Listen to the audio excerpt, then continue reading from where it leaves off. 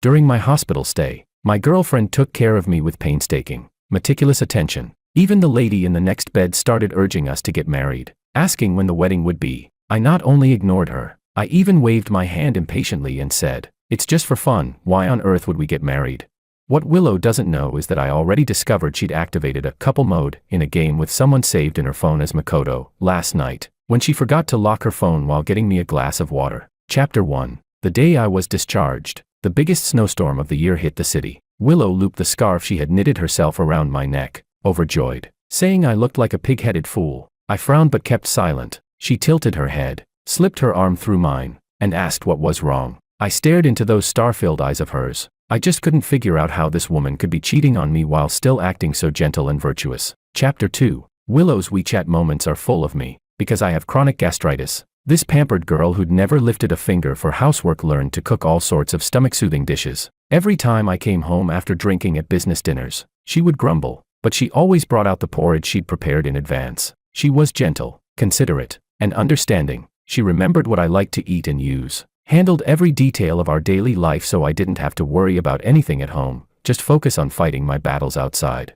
Last month, when I went to the Northeast on an inspection trip with a client, she couldn't come because of school, but she still spent half an hour on the phone reminding me to stay safe. My friends teased that her eyes were all about me, calling her sister-in-law and saying she was totally love-brained. Yet this very person has, on a game screen, bound herself in a couple relationship with a man I don't know. Up to today, it's been 147 days. Chapter 3. I don't know why, but I suddenly craved spicy diced chicken. Hot pot, the kind of fiery food I'm supposed to avoid. Willow talked me down and made porridge for me instead. I sat at the dining table, watching her busy figure in the kitchen. Out of nowhere, I asked, "Willow, we haven't played games together in ages. How about I log in tonight and carry you for a few rounds?"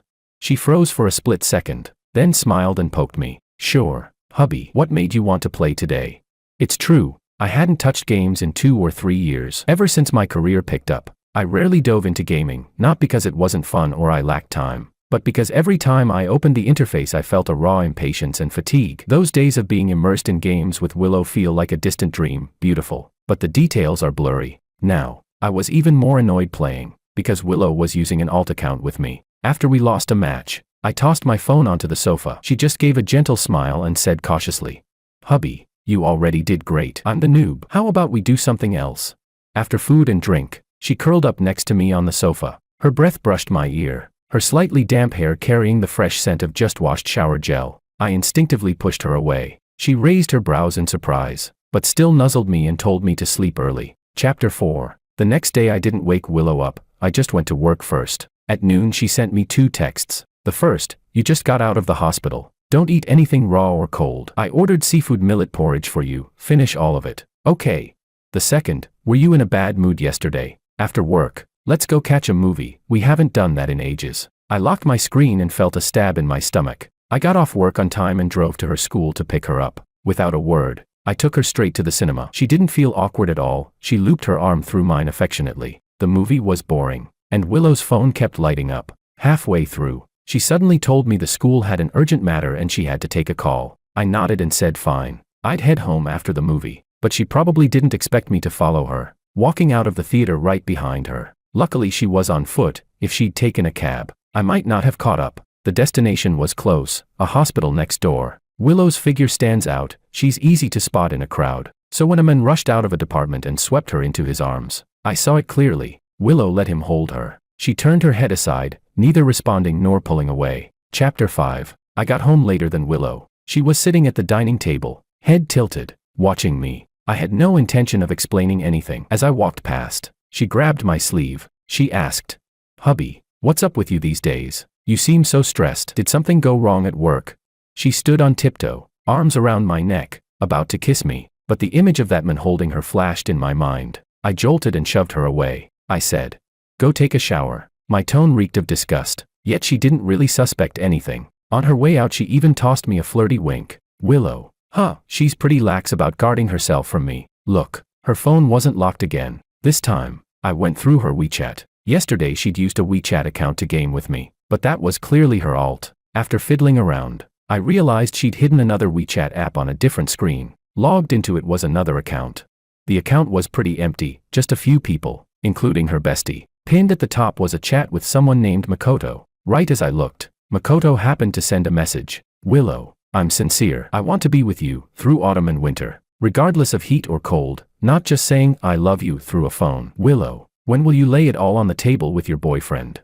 Goosebumps crawled over me. I frowned and scrolled up. The two of them had talked a lot. So much that it felt like they talked more in a single day than Willow and I did in a month. A month ago, when I took a client to the Northeast, Willow couldn't come because of school and spent half an hour on the phone reminding me to stay safe. That day was Makoto's birthday. The two of them went to the cat cafe we'd been to see the big orange tabby. Someone even took a photo of them. Willow was smiling sweetly, cradling the kitten, while that man's gaze rested on her with tender, lingering affection. My hands and feet went cold. I saw that Willow had sent him plenty of messages too. She told him about her school frustrations, how lonely and exhausted she felt at home. She played games with him, sent him cutesy voice notes full of whining and charm. Her urge to share was so strong that even a new potted plant in the office had to be photographed and shown to him. The tutoring students she told me about were, almost always, dates with that guy. As I read, I slowly clutched my stomach and crouched down. I'd just had surgery for gastritis, and now it felt like it was flaring up again. Worse yet, I was so absorbed that I didn't even notice the water had stopped. The bathroom door opened behind me. Willow's anxious voice sounded. What's wrong, hubby? Is your stomach hurting again? Do you need to go to the hospital? She crouched and helped me up, the scent of shower gel flooding my nose. Oddly, it eased the pain for a second. I lowered my head, staring at her phone, which by sheer luck had fallen face down on the table at the critical moment. The last message I caught was Willow saying to that man, Makoto brother, I actually stopped liking him a long time ago. The one I like is you. Chapter 6. My parents have loved stuffing me with all kinds of food since I was little. So I developed a habit. When I'm under pressure, I binge eat. Especially during that oppressive time in high school. My weight skyrocketed by more than 30 pounds. Because I was heavy and a bit withdrawn, I became a target for my classmates' ridicule. Honestly, I could understand it. Under that kind of oppressive atmosphere, everyone needs somewhere to dump their negative emotions. So when they openly tossed my school bag around like a basketball pass, I took the opportunity to snap and vent some pressure of my own, enough that they had to take a 3-month leave from school. After that, no one dared come near me, except Willow. I met her when we both gave speeches as freshman representatives in our first year of high school. She was the girls' rep. I was the boys'. But compared to my single moment of spotlight, she was blazing like the sun. Great grades, beautiful, lots of friends. Boys who liked her were as numerous as fish crossing a river. And yet, by coincidence, we ended up in the same cram class, and our similar scores were always compared by the teachers. Gradually, we got familiar. I know how the girls in our class talk about me behind my back. They often tease each other, saying, look, your husband, and then burst into giggles. But Willow never engaged with their jokes. When did I fall for Willow? Probably that evening in cram class when she hugged her books and sat beside me. Summer heat hanging in the air, her brows arched, and her smile was dazzling. She said, I just checked the scores, you beat me by 1 point again. Top student, you're amazing. Lend me that brain of yours, will you? Willow didn't know I peeked at her volunteer preference sheet when we applied to universities. How long I crunched the numbers afterward, or how many wishes I secretly made. In the end, we got into the same university. At the graduation party, a male classmate confessed to her. His family was loaded, a textbook-rich second-generation heir. I sat quietly in the crowd, listening to everyone egg them on. Back then I really thought Willow would choose him, but she didn't. She turned him down gently. As the party wound down, I sat alone at the back of the private room. Having lived alone for so long, I wasn't fond of talking to people, habitually keeping my distance from everyone, but she could always find me. That night, Willow sat beside me, propping her chin on one hand, eyes half squinted. I knew she was looking at me, but I didn't have the courage to meet her gaze. After a long while, her light, soft voice sounded at my side. She said, I like you. Do you want to give us a try? Chapter 7. After we got together, I asked Willow why she'd fall for someone as ordinary as me. She just laughed beside me, wagged her finger, and said, not a chance, you'll always shine brilliantly in my eyes. But Willow is a very peculiar girl. Her sense of morality is paper thin, and her head is full of offbeat ideas. So the fact that she'd cheat on me didn't even surprise me. After we started dating, I lost weight and worked out, trained my social skills in university clubs. I even began to realize I was actually pretty popular. During freshman orientation, a junior even confessed to me. I turned her down. I'd always believed loyalty was the first rule of a relationship. Clearly, Willow didn't see it that way. I got up in the middle of the night and ate the last steak in the fridge, clutching the metal fork tight. Sure enough, I can't shake my binge-eating habit, but I haven't put on weight in a long time. The number on the scale has even started to drop. I didn't care, chalked it up as a perk of the surgery. The messages I'd read that night were still vivid in my mind. I let out a cold snort. Willow didn't come home tonight.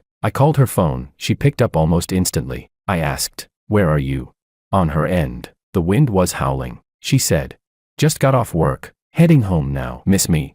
Her voice was a little hoarse. If I hadn't already checked with her co-workers that there was no makeup class today, I might have believed her. So she just went to see that Makoto again. Huh, I said evenly. "Willow, I'll come to you." Maybe it was my tone. She fell silent for a second. Then she spoke again with a hint of a laugh. She gave me the location and, at the end, reminded me. "It's cold outside, dress warm and be careful." Chapter 8. The school where Willow teaches isn't far from our place. You can walk there. The streets are almost empty at night, and only near the school do you see a bit of everyday bustle. Willow was waiting for me at the entrance to that night market. She wore an off-white trench coat, makeup flawless, features strikingly cool. She's always stood out. Thinking back, she was never the settle down quietly type. I rehearsed what I wanted to say in my head a few times and walked toward her, but she suddenly dove into my arms and nuzzled me. She pouted and said, "Hubby, look at your frown. How bad is it? Seeing me doesn't make you happy." I thought, "Willow, do you actually know why I'm unhappy?" Dappled lights flickered across her brows and eyes. Hazy smoke curled and intertwined. Everything in my head was instantly scrambled. Is life just a film spliced together scene after scene, with no one knowing when or how the accident will happen? When sparks flew, Willow called my name. That day, I remember clearly, I went to her to break up. That day, I remember clearly, she lied about tutoring just to sneak off on a tryst with that guy named Makoto. Willow said she'd stopped liking me long ago, when that runaway cargo truck barreled toward us. The one who instinctively shoved me out of the way was her. That spreading pool of blood stabbed my eyes like needles. I practically went mad crawling over to check her injuries, but she blinked at me and said, "As long as you're okay." What I really wanted to say was, "Willow, tell me, is staying with one person from start to finish really so damn hard?" Chapter 9. Willow's injuries were far more serious than I'd imagined. With that much blood, how could she possibly have opened her eyes the next morning completely unscathed? She was taken to the ICU and slept for 2 or 3 days straight. During that time, I finally managed to unlock her phone. Fingerprint unlock really is a wonderful invention. I couldn't stop myself from reading their chat over and over. Every single line between her and that guy, all the teasing, all the flirting. In the dead of night it felt like a knife carving into my heart. While Willow lay unconscious, that guy bombarded her with countless messages. "A flower shop just opened downstairs. See anything you like. MS. Lou, don't forget to give me that extra lesson this afternoon. Hey, why aren't you answering me? You there? Willow. What happened? I went to your school but couldn't find you. Did something happen to you? Willow." At night I lay on the attendant's cot in the hospital, scrolling through that chat again and again. He was still sending messages, one after another, to this very phone. Halfway through I dashed to the restroom and threw up. "Fuck you, Willow." The young nurse who did rounds every day said I looked terrible and suggested I get a full physical while I was here. When I came back with the report in hand, I saw a tall, skinny man standing outside Willow's room. Sometimes you can just feel misfortune coming. Without thinking I called out his gamer tag. He turned, stunned for a second. There aren't many places near the hospital where you can talk, but we found a ramen shop. It was 3 or 4 in the afternoon. No customers around. He propped his forehead on one hand, listlessly stirring the noodles. "What's your name?" I asked. "Makoto." "So what?" He shot back, already on edge. "You're the one who plays games with Willow all the time, right?" "Yeah." "So what?" "You know Willow is my girlfriend, don't you?" He shrugged. "Didn't know." "So what?" The next second I stood up and slapped him across the face, spelling out each word. "So what? This daddy just smacked you, to teach you a lesson. Still pretending. You think I haven't seen your chat logs?" I'd lost weight lately, but I still outweighed this beanpole. He wilted at once, eyes darting. "Feelings are complicated, bro. Calm down. I believe if you love someone, you shouldn't hold her back from someone better than you. Besides, it's not like you two are married. A scumbag and a slut, you two really are perfect for each other." I sneered. He came right back with, "Then bro, why not just hand her over to me? I can accept her personality." My anger fizzled. I almost laughed at the nerve of him. In that instant my stomach felt like it was on fire. I clenched my fists and he scooted farther away. The results of my physical flashed through my mind. After a moment's thought I stood, bowed my head, and said calmly, "Fine. When Willow wakes up, Tell her yourself. She's yours. Chapter 10. Makoto probably never expected me to give in so easily. By coincidence, just as we got back, the doctor told me Willow had woken up. Makoto all but sprinted over, and Willow, sharp as ever, must have understood everything the moment she saw the two of us together. With Makoto standing between us, she and I locked eyes in silence. She's always looked at people with a trace of adoration. Even now it felt as though I were still the only one in her sight. A thin beam of light slipped through a crack in the floorboards. I drew a quiet breath and finally said what I hadn't managed that day. Willow, let's break up. A very, very long silence followed. She showed no surprise at all. Instead she smiled faintly and said, "It really is important to wipe your phone before something goes wrong. That's Willow for you." Back in high school I'd have lost it on the spot. I'd have slapped Willow's face until it swelled, broken Makoto's legs, and demanded to know why. But now, once the words were out, I simply turned around in silence. Behind me she asked calmly, "Since we've broken up, can we still be friends?" I shook my head and pushed open the ward door. Willow didn't know, there is no later for me. Chapter 11. It was Willow's 4th day in the hospital, 6 hours before she would wake up, and 20 minutes before she would meet Makoto, when I got my own test results. I had chalked the constant stomachaches up to post-surgery after effects. The nurse who kept saying I looked pale had caught me vomiting violently in the restroom at midnight. Early-stage tumors have no symptoms. Only in the middle or late stages does the pain become obvious. I never imagined a growth had taken root in the mucosa just below my stomach. In the half-lit consulting room my hands and feet suddenly went numb. "Wait, doctor, are you sure? I read on Google that." He frowned, then cut me off. "Did you come alone? I'm not trying to scare you. I'll be blunt. We found this too late. If you don't treat it seriously now, you may have only a few months. Get admitted right away. Call your family. And decide quickly, surgery or conservative care." I must have stood there forever, because he finally sighed, patted my shoulder, and added, "Don't panic. Our hospital specializes in this, and we've had plenty of success stories." I spent the whole morning sitting on a bench in the corridor. Why hadn't the last operation caught this? Why now? Of all times. Why me? Haven't I had enough trouble? Does heaven want to strip me even of the right to live? The doctor had asked if I had family. My mom passed away a year after I graduated college. My relatives tore each other apart over granddad's estate. All the years since graduating, I'd been with Willow. Willow was right. People's passion burns out. That's why she stopped loving me. Maybe we'd been together so long we forgot what love even is. People hurried back and forth down the hallway. For me, even existing here felt like a luxury. I hadn't thought of my mom in ages, yet now her face seemed right before me. "Take me with you, please take me with you." Suddenly I broke down, bawling in the corridor. A middle-aged lady couldn't bear it and handed me a tissue. She laid a gentle hand on my shoulder. "It's all right. Young man, don't cry," she whispered. "My boy is 11. We fought, and he swallowed thumbtacks to kill himself. I regret it now. So many things. At the very least, I shouldn't have acted on impulse. You see, everyone suffers. That's why you have to cherish the people in front of you." She probably thought I was a patient's relative. I clenched the report in my hand. Who do I even have left?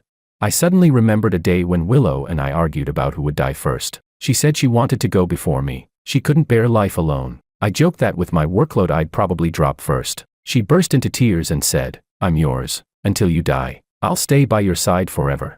I drifted down the hospital stairs toward her room. How absurd, even now. Even after she cheated, my reflex was still to see if she had woken up, to ask which treatment plan I should choose.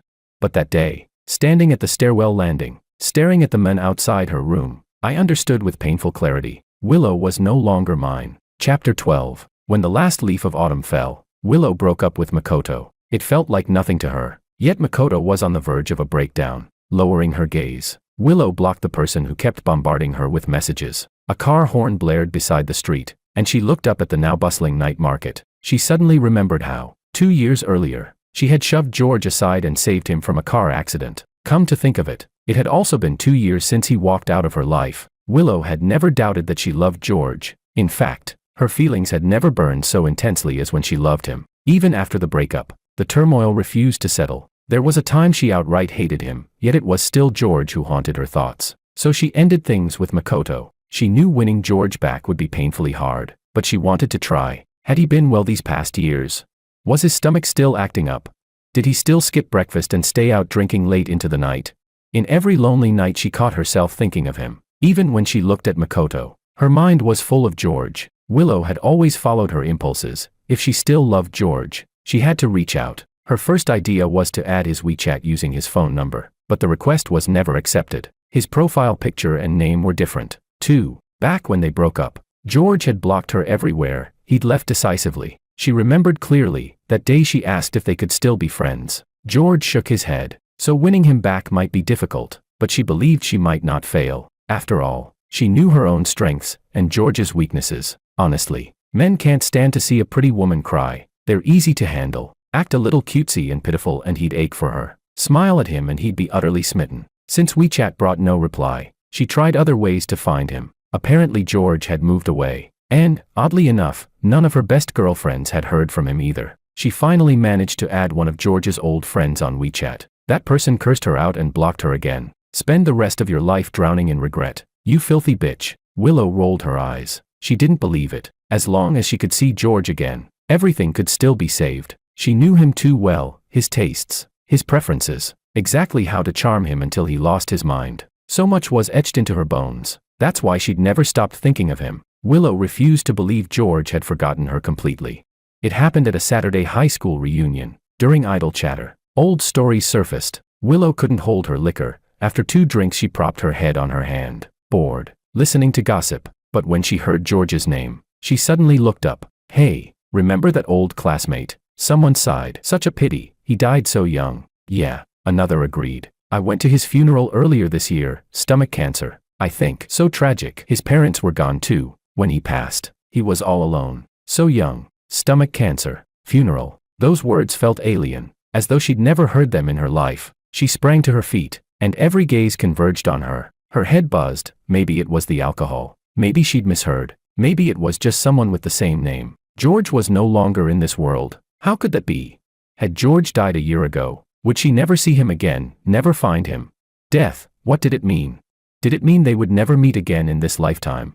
She tore through the world like someone possessed, hunting for anything that could prove George was still alive. She wanted evidence that people were lying to her, that everything was fake, just a cruel joke they'd all conspired to play. But there was none. All she found was an address, and a headstone. The wind hissed in the lonely hills, mountains high, rivers far. The departed were already gone. When she finally turned back to chase after them, even a single "I'm sorry" was too late. Memories flooded her like a tidal wave. The smallest stray emotion now swelled into something vast and crushing. She knelt before his grave from sunrise until sunset. Yet ashes scattered to nothing. She could never win forgiveness. There was no one left to hear her. She hadn't merely lost him. She, too, had been cast aside. So she locked herself in her apartment and poured herself drink after drink. Only when the alcohol dulled her brain could she see him. The man crouching in front of her, ruffling her hair. You're such a strange one, he said. You were the first to fall out of love, so why are you crying like this now? After that, Willow spiraled. It seemed only when she let those shady men toy with her did she taste a fleeting hint of absolution. They dragged her out drinking every night, and her tolerance was abysmal. One day she threw up again, staggered into the restroom, and stared at the woman in the mirror. She looked for a long time, then lifted the bottle and smashed the glass. The reflection fractured into thousands of shards. Shaking, she whispered. Why, Willow, why can't you just stay loyal to one person? Why did you have to leave George? Why did you believe no matter what you did he would always turn around and forgive you?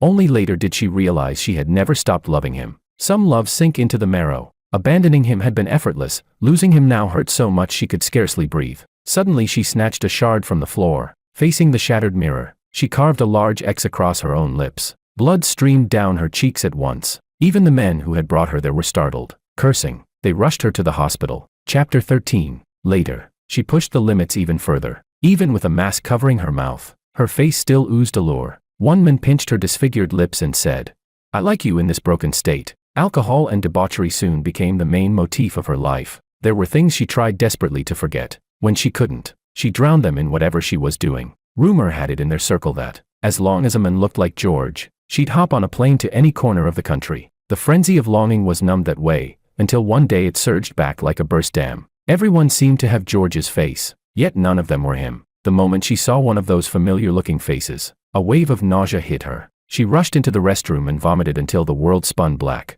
Chapter 14. When Makoto found Willow, she had locked herself at home, drinking. The woman opened the door, reeking of alcohol. Her eyes swept Makoto from the ground up. Then she rolled her eyes and tried to close the door, only for Makoto to block it with his hand. Arms folded, he asked, If I hadn't come, how much longer were you planning to keep sinking like this? even in depravity. A woman like her radiated a warning, strangers keep out. Willow relaxed her brows, let out a mocking laugh. Are you done yet? Grinding his teeth, Makoto shot back. Done. Willow, you were with me for 2 years. How long were you with him? And you'd ruin yourself like this for a dead guy. What does he have that I don't? That you're so hopelessly hung up on him? The woman stared at him in silence. After a while her voice dripped with impatience. She lifted her hand. Come in. One glance told Makoto that Willow now lived in the very apartment she had once shared with that George. Nothing had changed in the decor, only the table was littered with overturned glasses. Makoto, do you know why I added you that day in the game? Willow's voice was low, like a ghost from nowhere. George probably doesn't even remember, she said. When we first played that game together, the very first username he registered was Makoto. That day I'd fought with him, so calling you Makoto felt exactly like calling him. By then I didn't love him as much. To me, you were a brand new version of him, which was why I found you more interesting. Hearing her dissect her feelings for George, fury erupted in Makoto. In the next second his palm cracked across Willow's face. You filthy bitch, he snarled. Makoto suddenly remembered the first time he met that man. He had said Willow was his. Now Makoto had to ask himself, had he been that man's stand-in for 3 years? The answer was obvious. He had thought he'd won, but in the end, who was laughing? A dead man.